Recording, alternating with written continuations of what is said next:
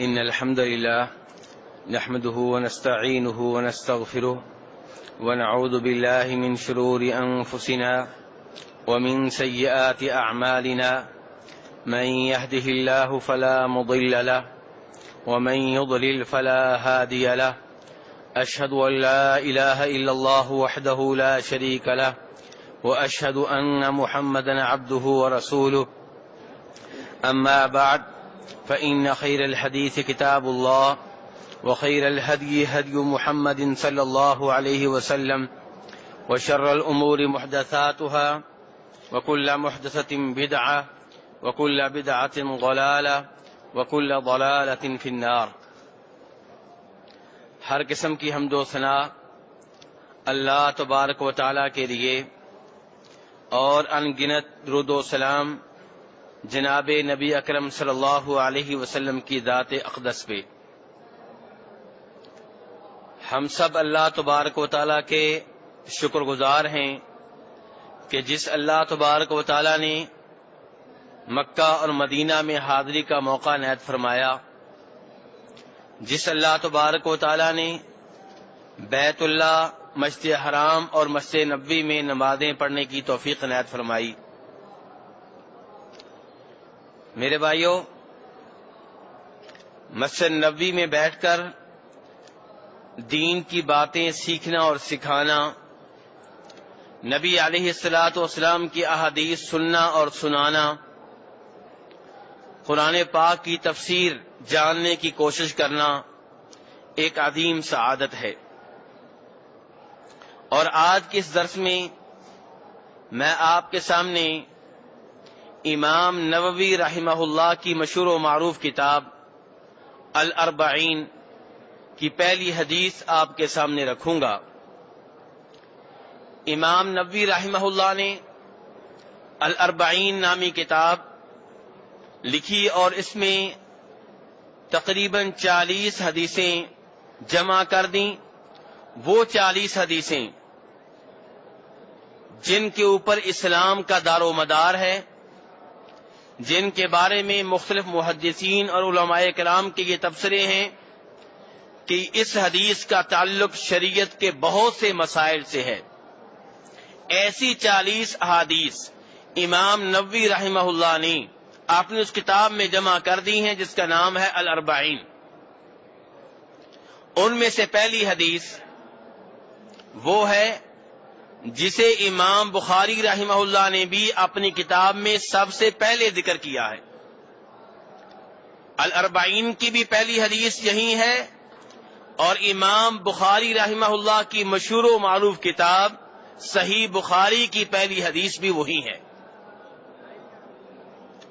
یہ وہ حدیث ہے جس کے بارے میں کسی امام نے کہا کہ دین کا 1/3 حصہ اسی حدیث میں ہے، کسی نے کہا دین کا 1/4 حصہ اسی حدیث میں ہے، اور کسی امام نے کہا کہ اس حدیث سے 70 کے قریب مسائل معلوم ہوتے ہیں۔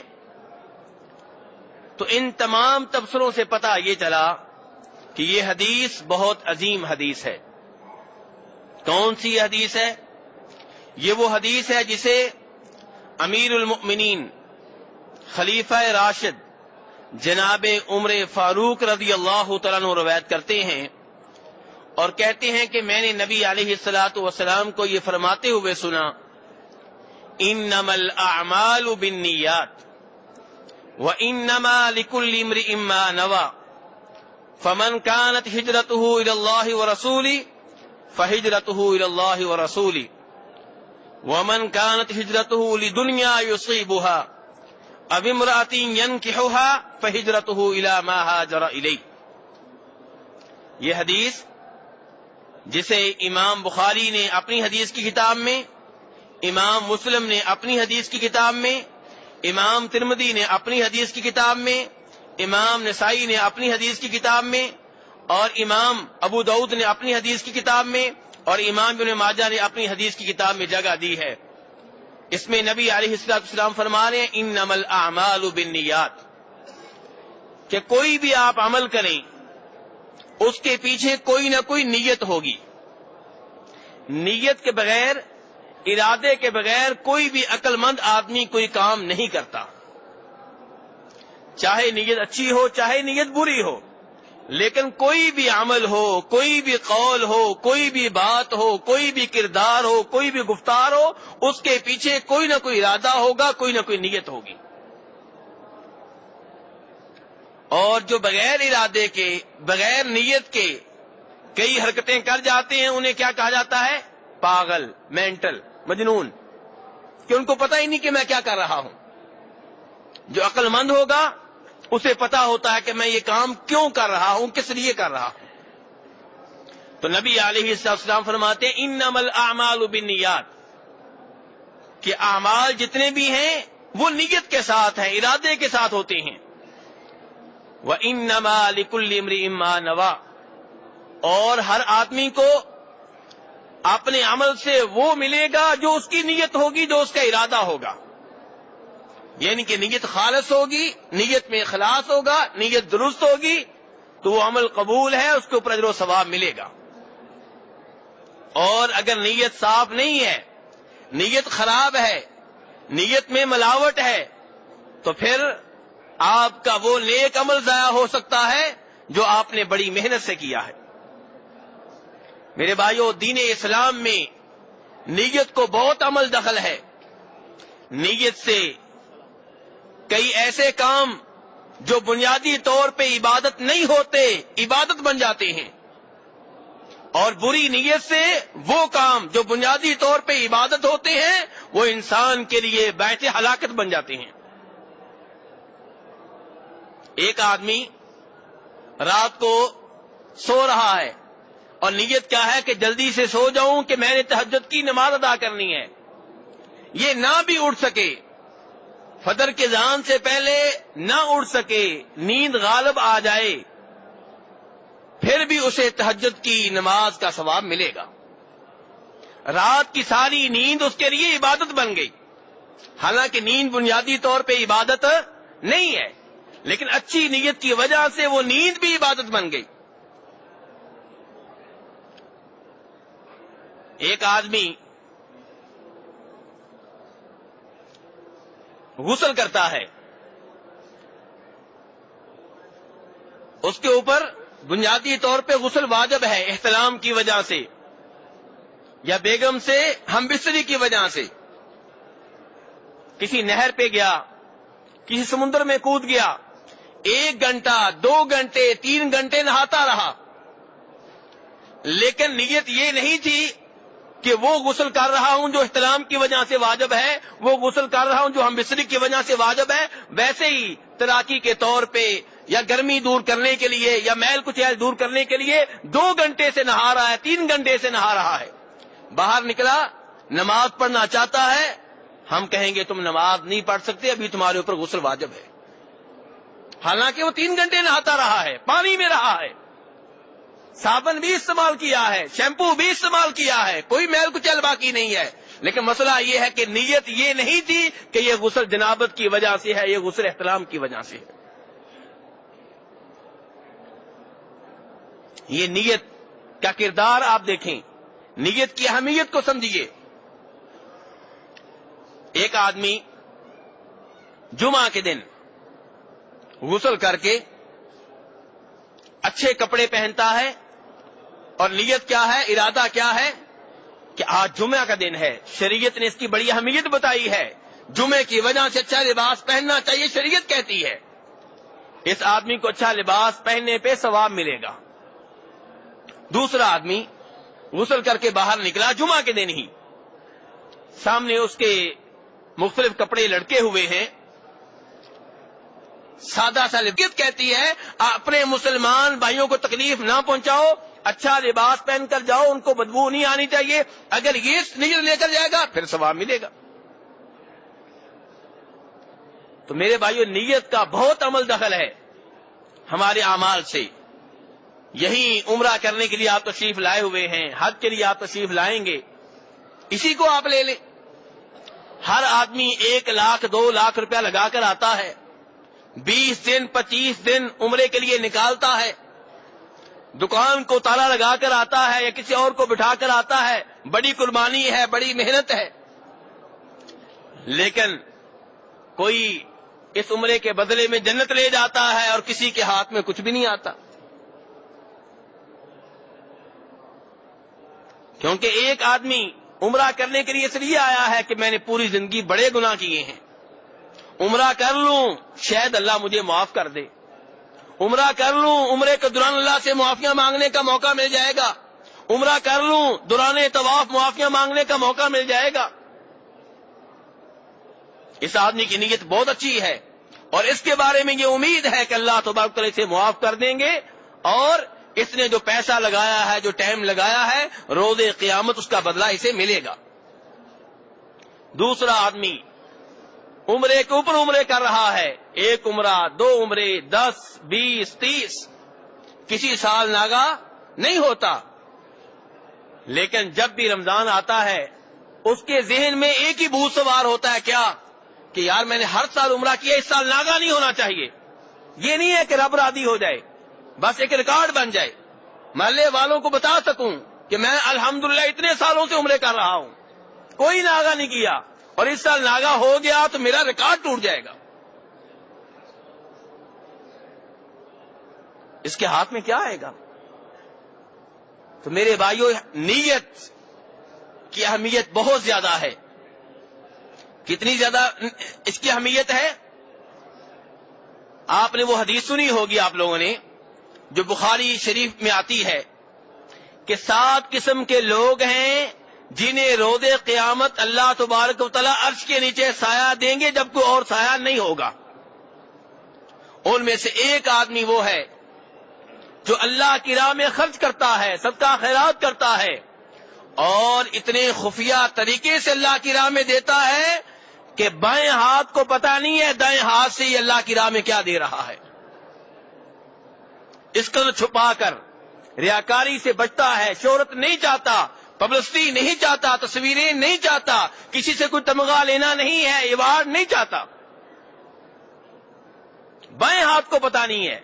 جب بائیں ہاتھ کو پتہ نہیں ہے تو بیگم کو کیسے پتہ ہوگا، اولاد کو کیسے پتہ ہوگا، بھائیوں کو کیسے پتہ ہوگا، محلے والوں کو کیسے پتہ ہوگا؟ کسی کو پتہ نہیں ہے، صرف ایک اللہ جانتا ہے جس کے لیے دیا ہے. فرمایا یہ وہ آدمی ہے کہ روز قیامت اللہ تبارک و تعالی اسے اپنے عرش کے سائے کے نیچے جگہ دیں گے. اور دوسری طرف ایک اور صدقہ خیرات کرنے والا ہے، اس کا حشر کتنا برا ہوگا اس کا ذکر ابھی ایک حدیث میں آئے گا جو میں آپ کے سامنے رکھوں گا. یہ وہ حدیث ہے جسے امام مسلم رحمہ اللہ اپنی صحیح میں روایت کرتے ہیں کہ جناب ابو ہریرہ رضی اللہ تعالیٰ عنہ کہتے ہیں کہ فرمایا نبی علیہ الصلوۃ والسلام نے روز قیامت سب سے پہلے جن 3 آدمیوں کے خلاف فیصلہ ہوگا وہ کون ہوں گے؟ ایک عالم دین، ایک شہید، اور ایک اللہ کی راہ میں مال خرچ کرنے والا سخی. ان تینوں کو لایا جائے گا. اللہ تبارک و تعالیٰ پوچھیں گے عالم دین سے، قاری قرآن سے، کہ میں نے تمہارے اوپر بہت بڑا انعام کیا تھا. کیا انعام تھا؟ تجھے دین کا علم دیا تھا، تجھے قرآن کا قاری اور حافظ بنایا تھا، قرآن کے علم کی دولت سے تجھے نوازا تھا. فما عملت فیہا، بتاؤ تو نے اس میں میرا شکر ادا کرتے ہوئے کیا عمل کیا؟ تو نے ان کا حق کیا ادا کیا؟ کہے گا یا اللہ پوری زندگی تیرا قرآن سناتے ہوئے گزری ہے، پوری زندگی دین کا علم پھیلاتے ہوئے گزری ہے، پوری زندگی دعوت و تبلیغ میں گزری ہے، پوری زندگی درس و تدریس میں گزری ہے. اللہ کہیں گے کذبتا، تو جھوٹ بول رہا ہے، یہ دعوت و تبلیغ میرے لیے نہیں تھی، یہ درس و تدریس اس کا مقصد میں نہیں تھا. تو یہ ساری محنت کرتا رہا، 20 سال، 25 سال، 30 سال، 40 سال، صبح و شام درس، صبح و شام قرأت قرآن، کبھی اس کو حافظ بنایا، کبھی اس کو بنایا، اس کو تفسیر سکھائی، اس کو سکھائی. یہ سب کچھ درست ہے، لیکن تیری نیت یہ تھی، تیرا ارادہ یہ تھا کہ لوگوں میں میری شہرت ہو جائے کہ بہت بڑا قاری ہے، بہت بڑا عالم ہے، بڑے لوگوں کو اس نے مسلمان کیا ہے، بڑے لوگوں کو اس نے نماز کی راہ پہ لگایا ہے. تیری نیت اچھی نہیں تھی, تیرا مقصد مجھے خوش کرنا نہیں تھا, اس لیے تیرے لیے میرے پاس کچھ نہیں ہے. اور پھر اللہ تبارک و تعالیٰ فرشتوں سے کہیں گے اور اس آدمی کو چہرے کے بل اوندے منہ جہنم کی آگ میں دھکیل دیا جائے گا. نیت میرے بھائیو, نیت. شہید آئے گا, اس سے اللہ تعالیٰ کہیں گے میں نے تجھے جوانی دی تھی, طاقت اور توانائی دی تھی, بتاؤ تو نے میرے لیے کیا کیا؟ کہے گا یا اللہ جہاں کہیں مجھے تیرے دشمنوں سے لڑنے کا موقع ملا میں وہاں پہ پہنچا, تیری راہ میں میں نے تلوار چلائی, تیری راہ میں میں نے جہاد کیا, تیری راہ میں میں لڑا, تیرے دشمنوں کو میں ختم کرتا رہا, حتیٰ کہ وقت آیا کہ میں تیری راہ میں شہید ہو گیا. اللہ کہیں گے کذبتا, جھوٹ بول رہا ہے. جان تو نے دی, لڑائی تو کرتا رہا, دین کے دشمنوں سے تو لڑتا رہا, لیکن مقصد یہ نہیں تھا کہ رب راضی ہو جائے. مقصد یہ تھا کہ لوگوں میں تیری بہادری کا چرچا ہو, لوگوں سے ایوارڈ مل جائے, اعزازات مل جائیں, ہر طرف تیری شجاعت کا ڈنکا بج جائے, اور تیرا یہ مقصد دنیا میں تجھے مل گیا, آج میرے پاس تیرے لیے کچھ نہیں ہے. اور پھر اس آدمی کو بھی جہنم کی آگ میں پھینک دیا جائے گا. اور پھر تاجر آئے گا, وہ سخی آئے گا جو اللہ کی راہ میں جگہ بہ جگہ مال خرچ کرتا رہا. اللہ اس سے کہیں گے کہ میں نے تجھے بہت مال دیا تھا, طرح طرح کا مال دیا تھا, بتاؤ تم نے میرے لیے کیا کیا؟ کہے گا یا اللہ کون سی وہ فیلڈ ہے, کون سا وہ میدان ہے جہاں تیری راہ میں خرچ کرنے کا موقع مل رہا ہو اور میں نے خرچ نہ کیا ہو. یعنی کہ کبھی یتیموں کے اوپر, کبھی بیواؤں کے اوپر, کبھی فقیروں مسکینوں کے اوپر, کبھی مسافروں کے اوپر, کبھی رشتہ داروں کے اوپر, کبھی مسجد بنانے میں, کبھی مدرسہ بنانے میں, کبھی ہاسپٹل بنانے میں, کبھی کہیں پہ کسی چشمہ کے سلسلے میں, ہر جگہ مال خرچ کرتا رہا. اللہ تبارک و تعالیٰ کہیں گے ہر جگہ تو نے مال خرچ کیا, یہ بات ٹھیک ہے, لیکن مجھے راضی کرنے کے لیے نہیں, اس لیے تو جھوٹا ہے. تیرے لیے میرے پاس کچھ بھی نہیں ہے. فرمایا اس آدمی کو بھی جہنم کی آگ میں پھینک دیا جائے گا. میرے بھائیو, نیت, ریاکاری, شہرت, پبلسٹی, تصویریں, اخبار میں خبر آ جائے, ٹی وی میں خبر آ جائے, یہ بہت بڑی وبا ہے, بہت بڑا مرض ہے. جب آپ عبادت اللہ کے لیے کر رہے ہیں, خرچ اللہ کے لیے کر رہے ہیں, تو صرف اللہ کو معلوم ہو, کسی اور کو معلوم نہ ہو. ہاں کبھی کبھی ایسا موقع آتا ہے جب آپ لوگوں کے سامنے خرچ کرتے ہیں اور وہاں بھی مقصد یہ نہیں ہوتا کہ لوگ خوش ہو جائیں, لوگوں میں میری شہرت ہو جائے, لوگوں میں میری پبلسٹی ہو جائے. وہاں بھی آپ کا مقصد یہ ہوتا ہے کہ مجھے دیکھ کے یہ بھی اللہ کی راہ میں خرچ کریں. یہاں چونکہ نیت اچھی ہے, اس کے اوپر کوئی مسئلہ نہیں ہے. میرے بھائیو, نیت اچھی ہو تو پھر اپنی بیگم بچوں کو بھی کھلائیں تو اس کے اوپر بھی ثواب ملتا ہے. امام بخاری رحمہ اللہ روایت کرتے ہیں جناب سعد ابن ابی وقاص رضی اللہ عنہ سے, عشرہ مبشرہ میں سے ہیں, عظیم صحابی ہیں, بدری ہیں. بیمار ہو گئے. نبی علیہ الصلوۃ والسلام جس سال حج کے لیے مکہ میں گئے, یہ وہاں پہ بیمار ہیں. نبی علیہ الصلوۃ والسلام ان کی عیادت کے لیے تشریف لائے, ان کا حال چال پوچھنے کے لیے تشریف لائے. اور میرے بھائیو, آپ جانتے ہیں کہ عیادت کرنا بہت عظیم عمل ہے. مریضوں کی بیمار پرسی کرنا یہ بہت عظیم عمل ہے, لیکن عظیم عمل تب ہے وہاں بھی جب نیت اچھی ہو. اگر مقصد یہ ہو کہ یہ مجھے پوچھنے آیا تھا اس لیے میں اسے پوچھنے جا رہا ہوں, پھر کچھ ہاتھ نہیں آئے گا. اس کو پوچھنے جائیں جو آپ کو پوچھنے نہیں آیا تھا, اور شرمندہ کرنے کے لیے نہیں, اللہ سے اجر و ثواب لینے کے لیے. اور جس کو آپ نے پوچھا, جس کی بیمار پرسی کے لیے آپ ہاسپٹل میں گئے, وہ کل کو آپ کو پوچھنے کے لیے نہ آئے تو آپ کو افسوس نہ ہو. کیوں؟ کیونکہ آپ نے عمل اس کے لیے نہیں کیا تھا کہ اللہ کے لیے کیا تھا.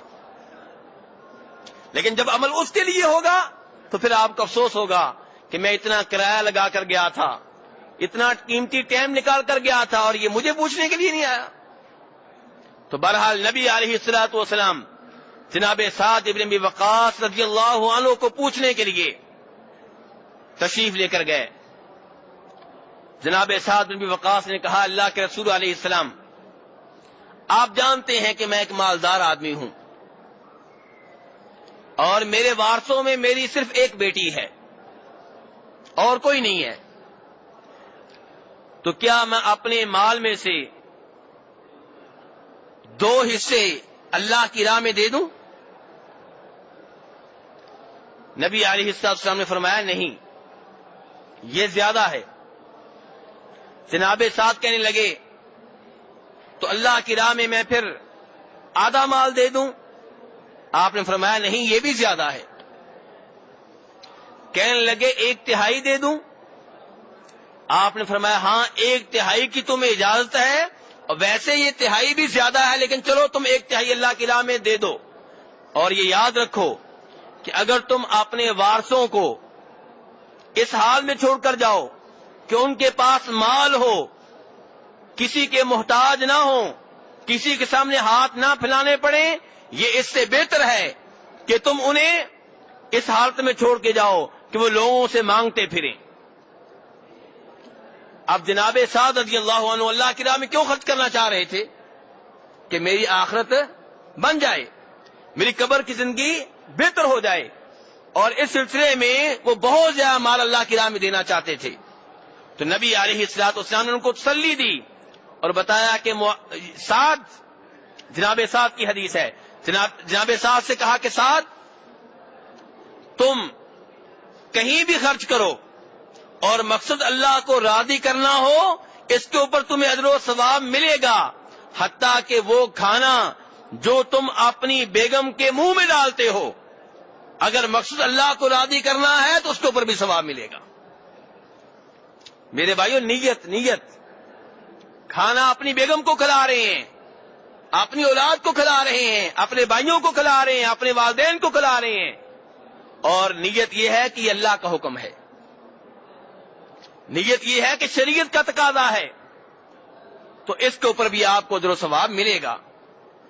ایک آدمی پاکستان چھوڑ کے سعودی عرب میں آیا ہوا ہے, محنت مزدوری کرتا ہے, اور نیت کیا ہے کہ میری بیگم میرے بچوں کے پیٹ میں حلال کا رزق جانا چاہیے, حرام کا رزق نہ جائے.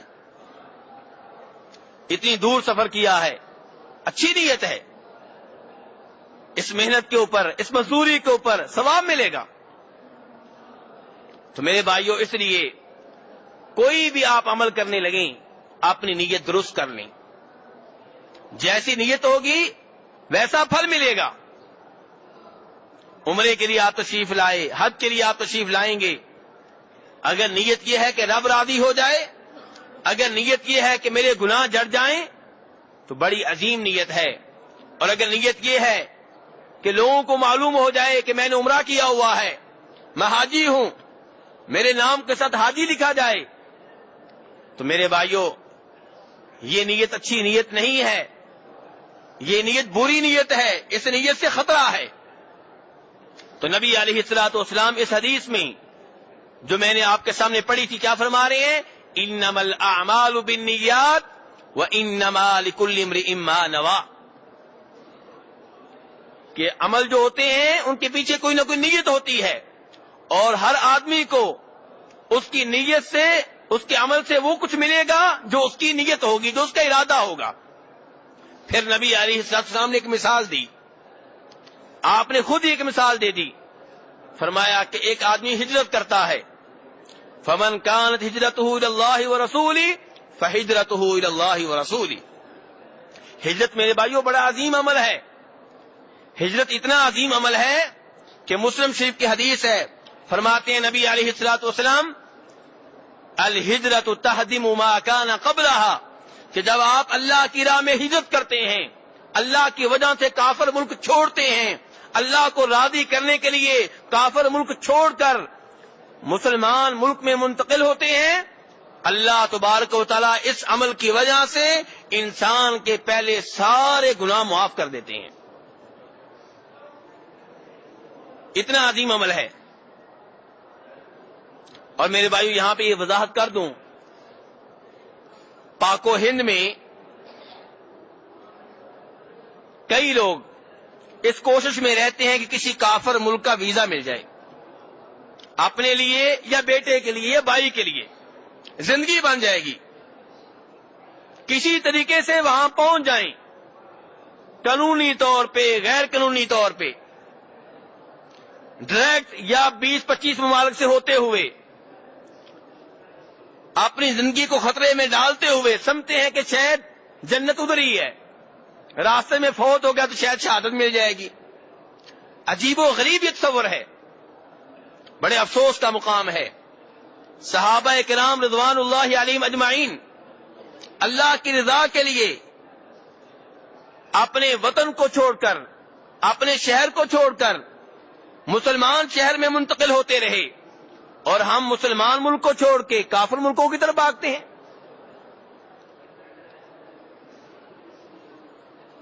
علماء کرام نے لکھا ہے کہ اگر کوئی آدمی ایسے ملک میں رہتا ہے، ایسے کافر ملک میں رہتا ہے جہاں صحیح معنوں میں دین کے اوپر عمل کرنا ممکن نہیں ہے، تو اس کے اوپر واجب ہے، لازم ہے، ضروری ہے کہ کافر ملک چھوڑ کے ہجرت کر کے مسلمان ملک میں منتقل ہو جائے. علماء کرام تو ان سے کہہ رہے ہیں جو ادھر رہتے ہیں کہ اپنے ملک کو چھوڑو اگر دین کے اوپر عمل کرنا ممکن نہیں ہے صحیح معنوں میں. اور علماء کرام نے لکھا ہے کہ اگر صحیح معنوں میں وہ اپنے دین کے اوپر عمل کر سکتے ہیں، پھر بھی بہتر یہ ہے کہ وہ کافر ملک چھوڑ کے مسلمان ملک میں منتقل ہو جائیں. بہتر یہ ہے پھر بھی. اور ہم کن کوششوں میں لگے ہوئے ہیں، کن چکروں میں پڑ گئے ہیں. میرے بھائی مسلمان ملک میں رہتے ہوئے اچار مل جائے، ایک روٹی کے اوپر گزارا کرنا پڑ جائے، یہ اس سے بہتر ہے کہ آپ وہاں ڈالروں میں نہائیں اور آپ کا دین بک جائے. تو میرے بھائیو نبی علیہ السلام کیا فرما رہے ہیں کہ جو ہجرت اللہ کے لیے کرتا ہے، اللہ کو راضی کرنے کے لیے، اور نبی علیہ السلام کی تعلیمات کے اوپر عمل کرتے ہوئے، فَهِجْرَتُهُ إِلَى اللَّهِ وَرَسُولِهِ، اس کی نیت بڑی اچھی ہے، اس کا ارادہ بڑا اچھا ہے، اس کے نامہ اعمال میں لکھ دیا جاتا ہے کہ یہ وہ آدمی ہے جس نے اللہ اور اللہ کے رسول کے نام پہ ہجرت کی ہے.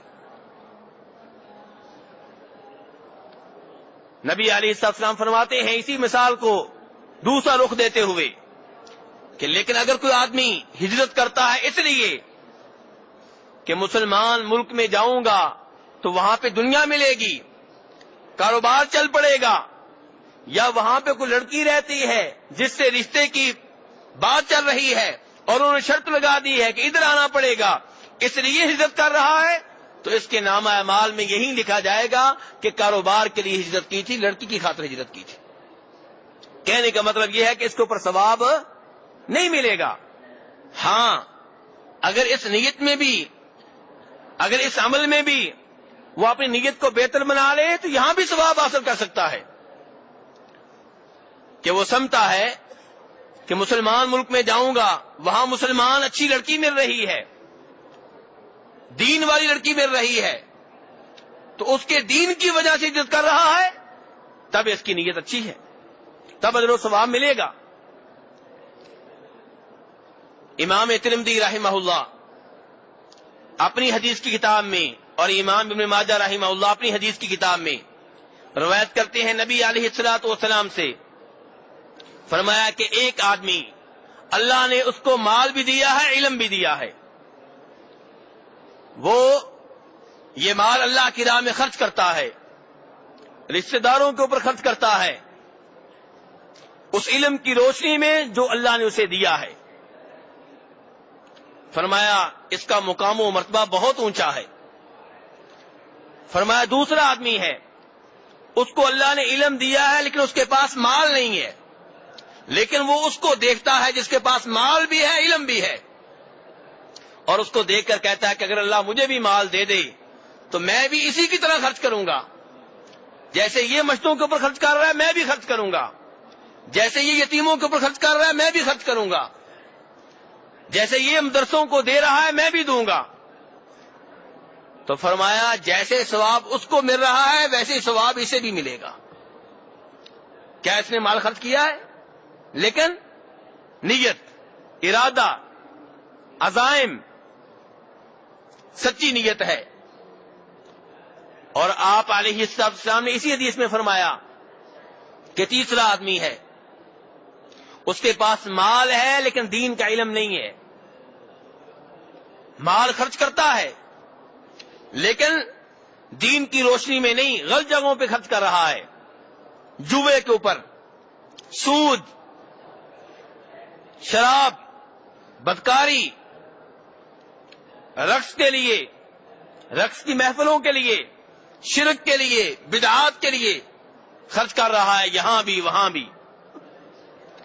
فرمایا نبی علیہ الصلوۃ والسلام نے یہ بدترین آدمی ہے، برا آدمی ہے۔ اور فرمایا چوتھا آدمی وہ ہے اس کے پاس مال بھی نہیں ہے، دین کا علم بھی نہیں ہے، لیکن وہ یہ نیت رکھے ہوئے ہے، اس کے یہ ارادے ہیں، اس کے یہ عزائم ہیں کہ اگر مجھے مال مل جائے تو میں بھی ایسے ہی خرچ کروں گا جیسے یہ خرچ کر رہا ہے۔ کون؟ جی،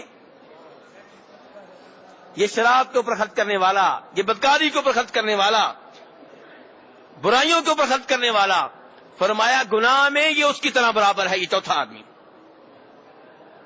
حالانکہ اس نے شراب کے اوپر خرچ نہیں کیا، بدکاری کے اوپر خرچ نہیں کیا، لیکن اس کے ارادے یہ ہیں کہ اگر مال مل جائے میں کوئی کمی نہیں کروں گا، ملے صحیح۔ چونکہ بری نیت ہے، فرمایا یہ اور جو گناہ کے اوپر خرچ کر رہا ہے دونوں برابر ہیں۔ میرے بھائیو، اس سے آپ اندازہ کریں کہ شریعت میں نیت کی کتنی اہمیت ہے۔ اس لیے کوئی بھی آپ عمل کریں اس سے پہلے آپ کی اچھی نیت ہونی چاہیے، اور نیت کے بغیر نیک عمل نہیں بنتا۔ مثلا آپ اپنی والدہ کو طواف کرا رہے ہیں، ہاتھ پکڑا ہوا آپ نے ان کا، کہیں گر نہ جائیں، اور اسی نیت سے آپ ان کے ساتھ چل پھر رہے ہیں۔ اب یہاں پہ آپ کو یہ ثواب تو ملے گا کہ آپ نے والدہ کی مدد کی ہے، لیکن طواف آپ کا نہیں ہوا۔ اور اگر آپ شروع سے یہ نیت کر لیں کہ والدہ کی مدد بھی کروں گا ساتھ اپنا طواف بھی کروں گا تو پھر آپ کا طواف بن جائے گا۔ چکر پہلی بار بھی آپ نے کاٹے ہیں ساتھ، دوسری بار بھی کاٹے ہیں، پہلی بار طواف کا ثواب نہیں ملا، دوسری بار ملا ہے، کیونکہ آپ نے نیت کی تھی کہ میں بھی طواف کر رہا ہوں۔ ویل چیئر پہ آپ نے بٹھایا ہوا ہے، کئی بھائی یہ سوال کرتے ہیں، ویل چیئر پہ آپ نے بٹھایا اپنی والدہ کو، بیگم کو، بچے کو، طواف کرا رہے ہیں، صفا مروہ کی صحیح کرا رہے ہیں، کیا آپ کا طواف ہوگا، آپ کی صحیح ہوگی یا صرف ان کی ہوگی؟ اگر آپ کی نیت یہ ہے کہ میں اپنا طواف بھی کر رہا ہوں، ان کو بھی کرا رہا ہوں، تو ان کا بھی ہو گیا، آپ کا بھی ہو گیا۔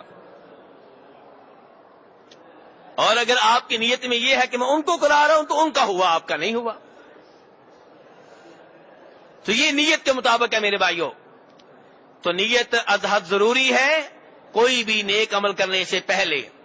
لیکن یہاں پہ آخری مسئلہ آج کے درس کا، پھر آپ کے سوالوں کی طرف آؤں گا، کسی بھائی کا سوال ہو تو لکھ کر بھیج دیں کہ نیت کیسے کرنی ہے۔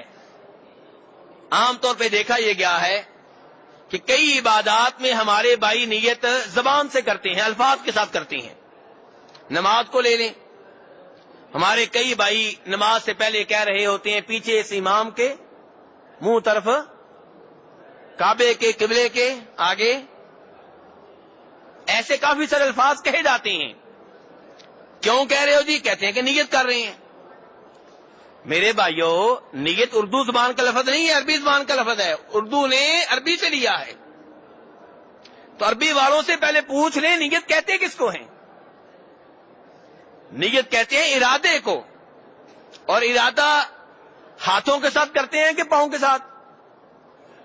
جی، دل کے ساتھ کرتے ہیں۔ ارادہ، نیت یہ دل سے ہوتی ہے میرے بھائیوں۔ سنتے آپ کس کے ذریعے ہیں؟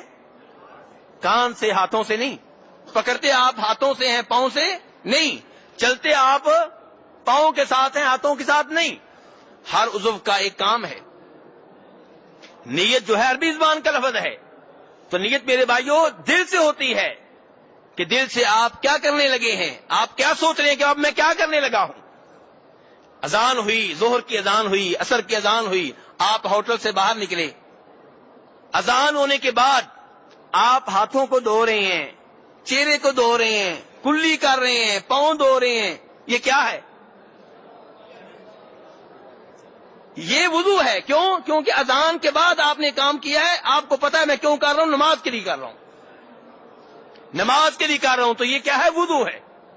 تو وضو سے پہلے آپ نہیں کہیں گے کہ منہ اس طرف یا اس طرف.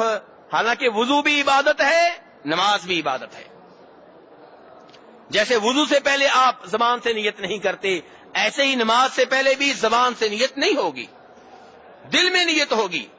اور زبان سے جو الفاظ کہے جاتے ہیں میرے بھائیوں، معذرت کے ساتھ، یہ نبی علیہ الصلوۃ والسلام نے نہیں سکھائے.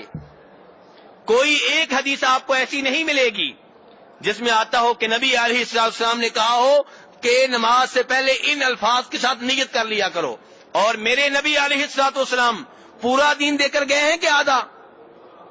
مکمل دین دے کر گئے ہیں. الیوم اکملت لکم دینکم. اللہ فرماتے ہیں میں نے تم پہ تمہارا دین مکمل کر دیا ہے. اور اس مکمل دین میں کہیں پہ یہ نہیں ہے کہ نماز سے پہلے یہ مخصوص الفاظ کہے جائیں. نبی علیہ الصلوۃ والسلام کی نماز کی ابتدا کس سے ہوتی تھی؟ اللہ اکبر سے. کس سے ہوتی تھی؟ اللہ اکبر سے. ان الفاظ سے نہیں ہوتی تھی. منہ طرف اس قبلے کے، پیچھے سے امام کے، ایسے الفاظ نہیں کہے جاتے تھے.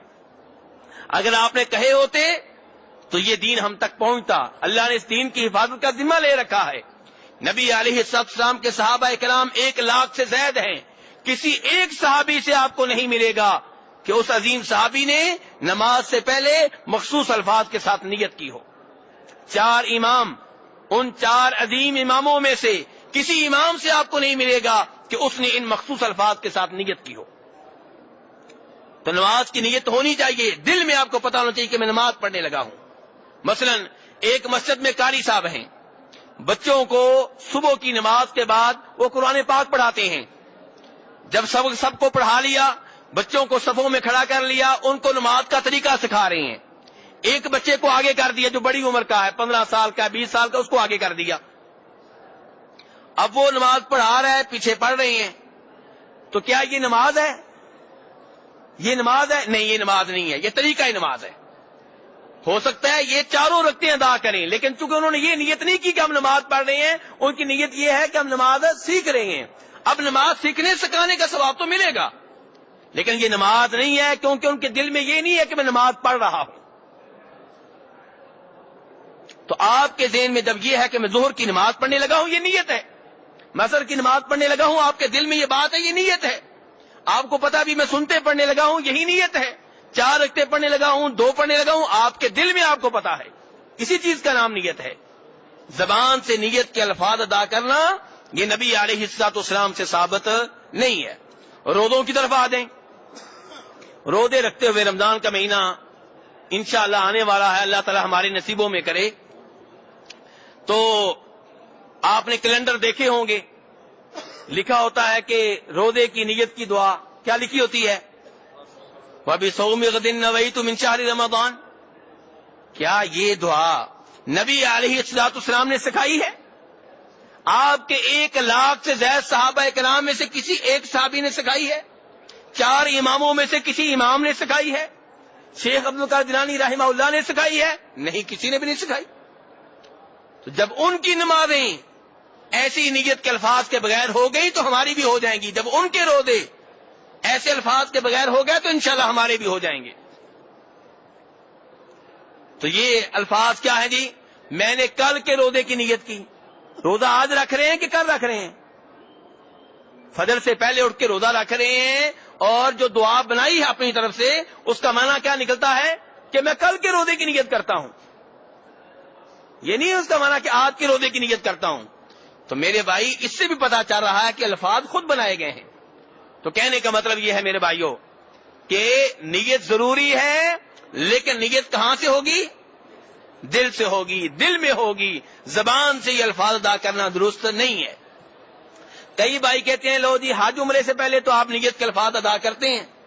نہیں نہیں نہیں نہیں، وہاں بھی نیت دل میں ہوتی ہے۔ وہ تلبیہ ہوتا ہے جو ہم کہتے ہیں لبیک اللہم عمرتن، اے اللہ میں عمرے کے لیے حاضر ہوں، یہ تلبیہ ہے۔ جیسے نماز شروع کرتے ہوئے آپ کہتے ہیں اللہ اکبر، یہ نیت ہے، یہ تکبیر تحریمہ ہے۔ اس سے آپ کی نماز کی ابتدا ہوگی، اور عمرے اور حج کی ابتدا اس سے ہوگی لبیک اللہم عمرتن، اے اللہ میں عمرے کے لیے حاضر ہوں، لبیک اللہم حجن، اے اللہ میں حج کے لیے حاضر ہوں۔ تو یہ تلبیہ ہے، یہ نیت نہیں ہے۔ نیت وہاں بھی کہاں ہوگی؟ دل میں ہوگی۔ اسی لیے اس کی ایک اور دلیل آپ کو دے دوں کہ نیت وہاں بھی دل میں ہوتی ہے، کہ اگر ایک آدمی یہ سوچ رہا ہے کہ میں نے اپنا عمرہ کر لیا ہے اور اب میں عمرہ کرتا ہوں اپنی والدہ کی طرف سے، لیکن زبان سے الفاظ نکلے والد کی طرف سے، اب عمرہ کس کی طرف سے ہوگا؟ والدہ کی طرف سے، کیونکہ نیت جو ہوتی ہے کہاں ہوتی ہے؟ دل میں ہوتی ہے۔ یہ الفاظ کا کوئی اعتبار نہیں ہے، یہ کہنے ہی نہیں چاہیے۔ تو کہنے کا مطلب یہ ہے میرے بھائی کہ نیت ضروری ہے ہر نیک عمل سے پہلے، اور نیت خالص اللہ تبارک و تعالیٰ کے لیے ہونی چاہیے۔ اللہ تبارک و تعالیٰ کو شراکت پسند، اللہ تبارک و تعالیٰ بڑی غیرت والے ہیں، بڑی غیرت والے ہیں، اللہ کو شراکت پسند نہیں ہے۔ جیسے ہمیں یہ پسند نہیں ہے کہ ہماری بیوی میں کوئی اور شریک پسند ہے۔ جی کسی بھائی کو پسند ہے کہ میری بیوی میں کوئی اور بھی خامن شریک ہو جائے؟ کوئی غیرت مند آدمی پسند نہیں کرے گا، اور اللہ تبارک و تعالیٰ کی غیرت کی کوئی حد ہی نہیں ہے۔ جب انسان کی غیرت کا یہ حال ہے تو اللہ تبارک و تعالیٰ نے فرمایا وما خلقت الجن والانس الا لیعبدون، کہ میں نے تمام جنوں کو، تمام انسانوں کو صرف اپنی عبادت کے لیے پیدا کیا ہے، صرف اپنی عبادت کے لیے، صرف اپنی عبادت کے لیے۔ تو پھر آپ یہ کہیں کہ میں نے اللہ کے لیے کروڑ سجدہ کر لیا ہے، ایک سجدہ کسی بزرگ کے نام پہ کر لیتا ہوں، کام چل جائے گا؟ نہیں، اللہ کہیں گے کروڑ بھی لے جاؤ۔ اللہ کہیں گے مجھے ضرورت نہیں ہے تمہارے کروڑ کی، اٹھا کے لے جاؤ۔ یہ حدیث کا مفہوم ہے میرے بھائیوں۔ اللہ کہتے ہیں یہ بھی لے جاؤ۔ آپ نے اللہ کے نام پہ کروڑوں بکرے ذبح کیے، ایک بکرا آپ کہتے ہیں شیخ عبد القادر جیلانی رحمہ اللہ کے نام پہ ذبح کر لیتا ہوں، درست ہوگا؟ نہیں، اللہ کہیں گے وہ کروڑ بھی لے جاؤ۔ اللہ بڑی غیرت والے ہیں، اللہ بے نیاز ہیں، اللہ کو ہماری ضرورت نہیں ہے، ہمیں اللہ کی ضرورت ہے۔ تو اس لیے میرے بھائیوں، اپنی عبادت میں کبھی بھی کسی کو شریک نہ ٹھہرائیں، چاہے کوئی بزرگ ہو، چاہے کوئی درخت ہو، چاہے کوئی پتھر ہو، چاہے کوئی انسان ہو، چاہے کوئی حیوان ہو، کوئی بھی ہو۔ جب بھی آپ عمل کریں اللہ کو راضی کرنے کے لیے کریں، آخرت کے لیے کریں۔ نماز پڑھیں اللہ کو راضی کرنے کے لیے، کسی بزرگ کے نام پہ نہیں، والد کے ڈر سے نہیں، پولیس کے ڈر سے نہیں، کسی لالچ میں آ کر نہیں، صرف یہ لالچ ہو کہ میرا رب راضی ہو جائے۔ اللہ تبارک تعالیٰ سے دعا ہے کہ ہمیں اپنے نیک اعمال میں نیتیں صاف کرنے کی توفیق عنایت فرمائے۔ ہم عمرہ کریں تو صرف اللہ کے لیے، طواف کریں تو صرف اللہ کے لیے، نماز پڑھیں تو صرف اللہ کے لیے، روزے رکھیں تو صرف اللہ کے لیے، نظر جب بھی مانیں، منت جب بھی مانیں تو صرف اللہ کے لیے، جب بھی جانور ذبح کریں تو صرف ایک اللہ کے نام پہ۔ اللہ تعالیٰ عمل کرنے کی توفیق عنایت فرمائیں۔ وآخر دعوانا